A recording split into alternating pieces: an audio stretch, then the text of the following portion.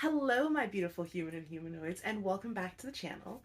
I'm Violet Vixen, and I hope that you're subscribed because if you're subscribed, you're part of Vixenville, where every citizen is a vixen. So if you want to be a vixen too, don't forget to hit subscribe and like this video if you like what you see. As I stated, I'm Violet Vixen, and this is the start of my multi-part series where I will be watching all of Tales from the Crypt, all 93 episodes, rating and reviewing them as we go along. I used to watch the heck out of Tales from the Crypt as a kid. I didn't have cable. Now, first and foremost, it's come to my attention recently that not everyone knows what Tales from the Crypt is, which makes me feel a lot like the Crypt Keeper. I'm not gonna lie. But Tales from the Crypt was a show that ran on HBO from July 1989 to about June 1996. So it had this really great run. The Crypt Keeper was played by John Kassir, who I only know elsewhere from Reefer Madness. But so it ran from 1989 to 1996, 93 episodes in total, as well as 3 feature films, Demon Knight, Bordello of Blood, and Ritual, which I have not seen that last one. I have seen Demon Knight, and I have seen Bordello of Blood. I watched the ever-loving fuck out of Bordello of Blood. Like, I saw that shit when I was 10 years old. Seared into my brain meats. I was already obsessed with vampires at the time, and like, titties and vampires? Yes, please. So, yeah, I got an opportunity to watch all of Tales from the Crypt, so that's what I'll be doing on this channel for right now. As well as, it was brought to my attention that there was an animated series. I kind of missed that window, but it's available on YouTube, so after I finish with this one, I'll be scooting over to that one and watching and reviewing all 39 episodes of that, so this should be fun. Tales from the Crypt is a horror anthology series, like I said, that started on HBO. Each episode is its own contained story based on the works of a 1950s comic artist named William Gaines, I do believe. If it's incorrect, I'll edit it in post. But yeah, so they are horror stories. Each of them come with their own little twist and stuff like that. And I remember really liking a lot of them. I remember being really traumatized by one in particular. Like, I'm not gonna lie, it's been some years since I've seen it. I'm a little bit nervous about seeing that episode in particular because I was like 6 sleeping on Alice's floor, and yeah, I couldn't sleep that night. I didn't sleep that night. But yeah, so without further ado, go ahead, get settled in, get your spooky season stuff ready for yourself, and let's go ahead and get into it. Again, if you like what you see, don't forget to like and subscribe so that you can be a citizen of Vixenville, where every citizen is a vixen. Our first episode is called The Man Who Was Death. This is about a man who was an executioner. I feel like all the executions that I've seen so far have been electric chair. I guess gas chamber just isn't as impactful. Neither is, well, I don't know. I saw that movie Gas Chamber and that scene was pretty horrifying. But neither is fucking lethal injection, or maybe that was just a common way of killing people back in the days. I don't know. I don't deal with the death penalty. Not my jam. But, so he's an executioner who deals directly with the electric chair. And while he is working, the death penalty gets repealed because we're not barbarians. Honestly, we should be working towards restorative justice, but that's not what this conversation is about today. So, when he gets fired, he decides to take it upon himself to go full vigilante and continue committing executions. He's been going to like different court cases and stuff like that when someone gets off unfairly, because he has a background in electrical work. Before he was even the executioner, he used to work on the electrical work at the prison. He rigs up all sorts of crazy stuff so that he can kill these people in ways that would seemingly be undetectable. But because this is a horror anthology, as we know, he ultimately gets caught. Now, we only see 3 victims in total. One of them was a bust. So the first one is a biker guy who gets off on a murder or something like that. He kills him by hooking up the electrical system to a gate that the guy touches and kills him. The second is a rich man and his mistress who kill off his wife to get the insurance money. He kills them while they're in a hot tub. And then the fourth one is just some random go-go dancer that he decides he's gonna murder because I guess he don't like titties and dancing. I don't know what this dude's deal is. But he gets caught at that point. He gets sent to prison. As it turns out, in this horrible hellscape world that is Tales from the Crypt, crime has spiked through the roof because the death penalty has been repealed. Now, the thing that's a little bit weird about these stories is that it's kind of hard to kind of gauge how time is moving. So I don't know if this is like several months and these are just the only kills that we showed, how long he's been at it, if he got popped almost immediately, which I think is a distinct possibility because there's a lot of parts where the character breaks the fourth wall, and I feel like maybe he wasn't actually breaking the fourth wall and this nigga's just on the street just like talking about his plans and people are just like, that nigga is crazy. So, you'll never know. The stories are super quick, super contained. You'll just have to run with it. Full suspension of disbelief if you want to enjoy these series.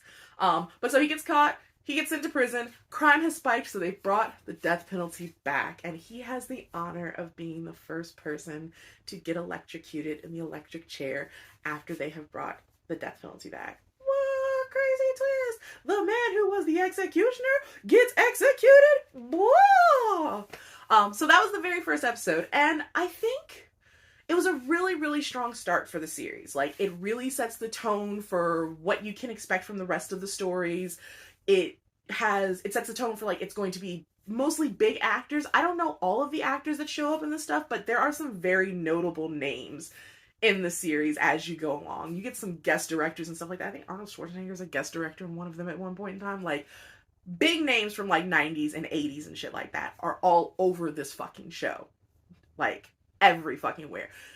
I forgot to mention in the intro, Danny Elfman does the fucking theme. You know, Danny Elfman, the composer who does all of the things. Nightmare Before Christmas, Simpsons, everything. Yeah, that Danny Elfman. Like, this shit is rooted deep in like Hollywood fucking celebrities and shit like that. But yeah, so it was a pretty good episode. Again, it was a little bit difficult for me to completely follow the timeline. And then the guy got kind of a little bit weird, and I was like, why are you just killing random sex workers and shit like that? Like, she wasn't bothering no damn body. Let the girl mind her business and dance with her titties.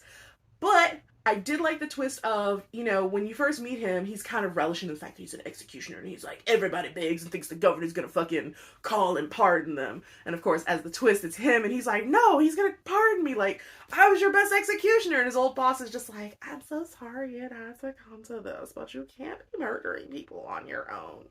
Yikes. So, I think for a very first episode, I would probably give this one a 3 out of 5. It's not exceptional, but it is enough to pique your interest and make you want to check out to see what else is coming afterwards. So, yeah, first episode, The Man Who Was Death, 3 out of 5. 3 Crypt Keepers out of 5. Yeah, 3 Crypt Keepers out of 5. That's our rating system. How many Crypt Keepers? 3 out of 5 Crypt Keepers. For our second episode, I guess they decided to really lean into the idea of Christmas in July because we have a very festive episode. This one is called All Through the House. The premise of this particular episode is that there is a wife who kills her husband on Christmas Eve. Her daughter happens to come downstairs and is talking about how she's really, really tired. She doesn't want to go to sleep because she's waiting for Santa to come or whatever. The mom cracks her window, sends her on her way. Dad is dead on the fucking couch the whole fucking time. Like, real big scary shit. But, so, as she's trying to cover up her crime, it turns out that there is a madman who's escaped from the asylum who is dressed as Santa going around terrorizing this rich-ass neighborhood. Now, when she finally gets wind of this, she decides she's going to use him as a cover for killing her husband. Unfortunately, this guy wants to super X murder her. So, she goes around trying to get away from him and stuff like that. At one point, he almost gets into the house, but she manages to, like, knock him unconscious, and she's trying to call the cops, but the problem is that her husband is dead on the lawn, because, like, she got attacked while she was trying to dispose of the body. So, she tells the cops not to come, because she's like, can't see the fucking body until the fucking killer's caught or whatever. So it's kind of this game of cat and mouse. Will he catch her? Won't he catch her?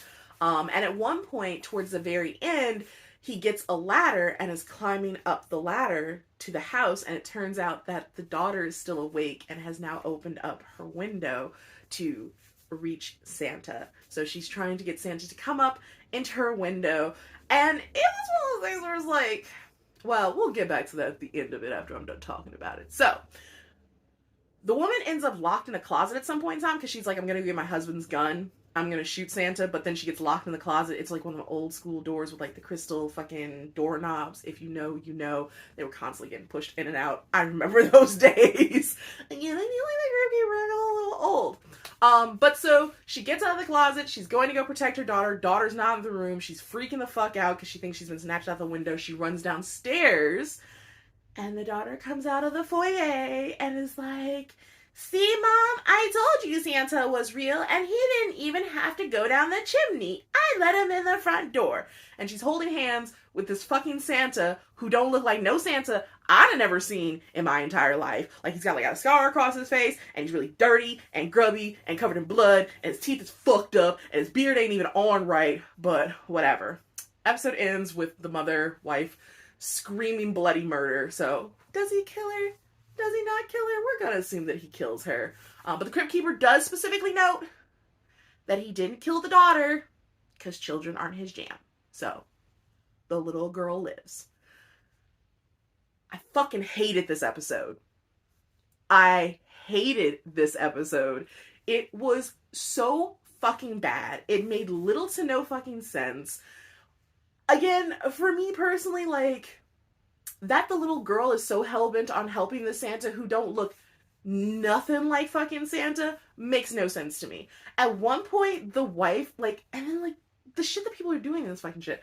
The wife kills her husband, immediately calls her fucking lover, who makes no appearance in the show and is only there for this one scene, which I don't know what the point of it was. Like, if the twist was gonna be like, oh, she's gonna get caught in the end, because, like, she calls him. She's like, "I know you told me not to call you, but I just want to let you know that I did it. It's done, and we're gonna have all the money." On a fucking voicemail machine. Like one of the tape voicemail machines, like back in the day when you'd leave a voicemail, everybody who was around could fucking hear it. No sympathetic characters. Everybody made no fucking sense to me. It didn't feel like enough of a twist for me personally. I don't know what I would have done for it, but this was not the wave. It was not a gift. It was a lump of coal. This one gets 1 Crypt Keeper out of 5. Real bad. Did not like. I'm so glad this wasn't the pilot episode, because if this had been the pilot episode, I don't think it would have gotten greenlit, honestly, because it was hella fucking weak. Big disappoint. Blech. Alright, now that brings us to our third and final story for this particular episode, and it is called Dig That Cat, ... He's Real Gone. The premise of this particular story is it opens up with a man being buried alive. And he's telling us the story of how he was given the 9 lives of a cat. So, originally he was like some drunken on the street, and some guy shows up and is like, "Hey, yo, I'll give you money if you let me science at you." And he's like, "I ain't doing shit else. Come science at me, bruh." So they go back to this man's laboratory, where he promises to transfer the 9 lives of a cat to Ulrich. His name is Ulrich. Ulrich decides to go through with the experiment. He wakes up from the thing. The scientist is like, "It was a rousing success. We did the thing, but in order to test it, in order to know for sure, you must die." Which Ulrich is like, "The fuck, what?" And so then the scientist shoots him in the head.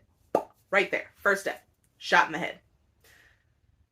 Ulrich comes back to life, because he's got the 9 lives of the cat. So, Ulrich then decides that he's going to go into the work of sideshowing with the scientist guy in order to make money off the fact that he can't actually die.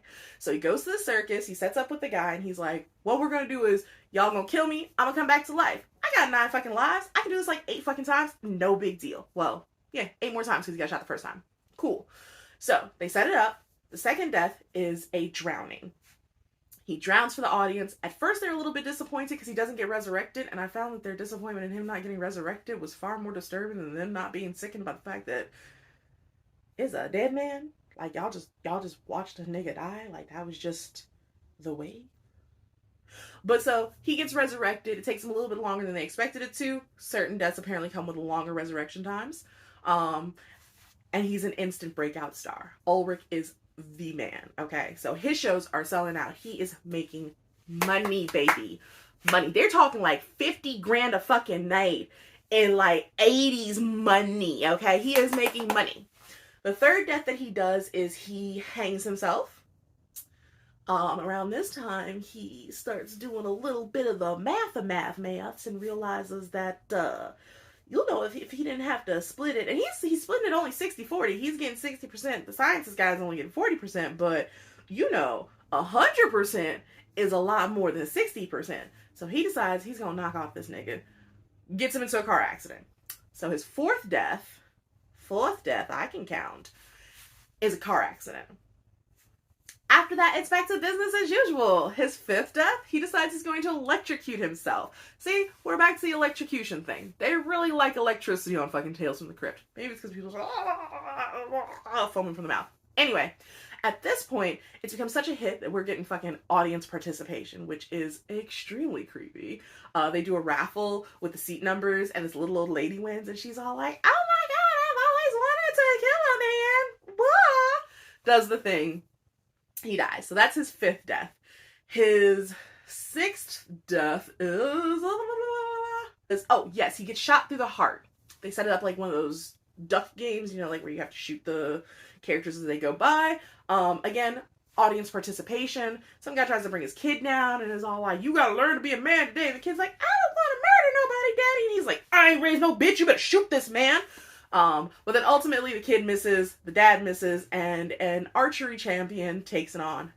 Totally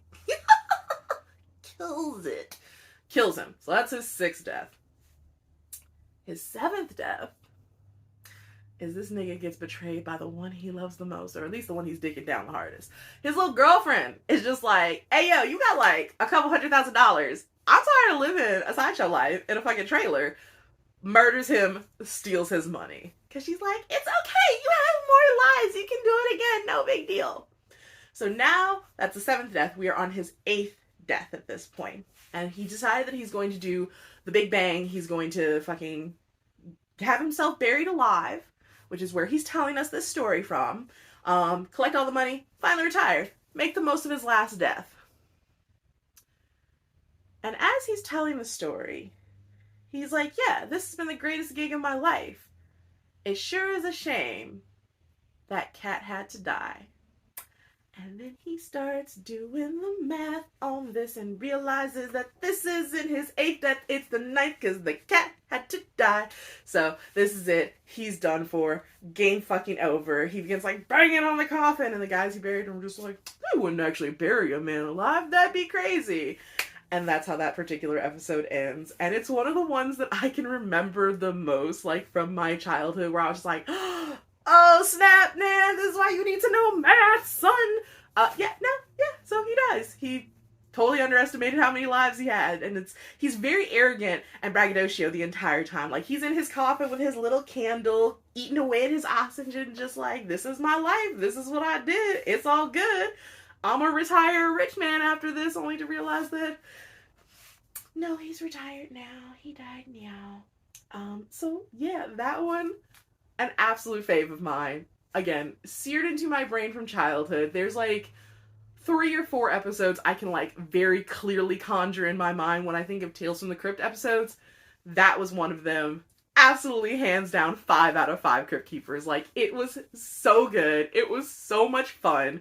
He is such a fucking dick. It's kind of hard to be like, well, it's hard to sympathize with him sometimes, but he's really weirdly charming in this completely psychotic way. The characters all play it super fucking straight. Like, it's real good shit. 5 out of 5. Favorite episode of the first 3. If they had started with that one, that would have set the bar too high. I think they did it in the right order. Well, they could have totally nixed all through the house, in my opinion, but it is what it is. I'm not the one who made the show. I didn't make the episode and stuff like that. And, according to IMDb, it has like a 9.7 or some shit. I don't know who the fuck the people are that are rating these things. I think they're wrong, because my opinion is obviously the right one. Yeah.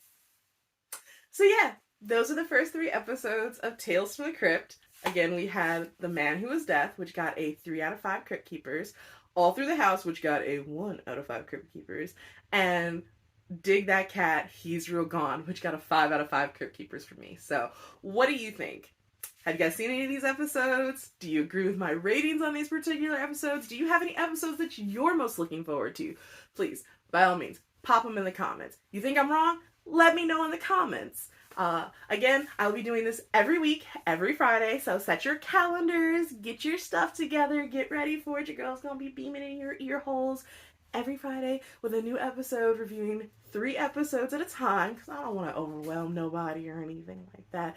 It's a lot of episodes to do. I want to be able to, you know, do it justice and stuff like that. But I appreciate you if you've been here so far. If you liked what you saw, please by all means give this video a like, share it with your friends. I noticed there's a marked lack of Tales from the Crypt content on here. I don't know if like people just don't remember it, if people didn't like it as much as I did.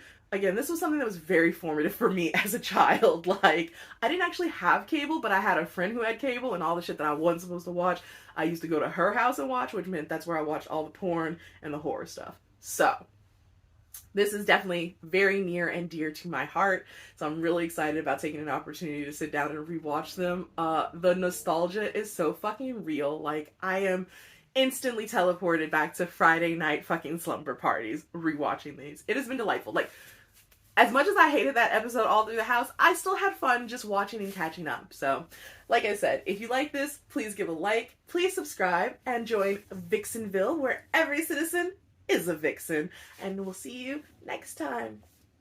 Bye!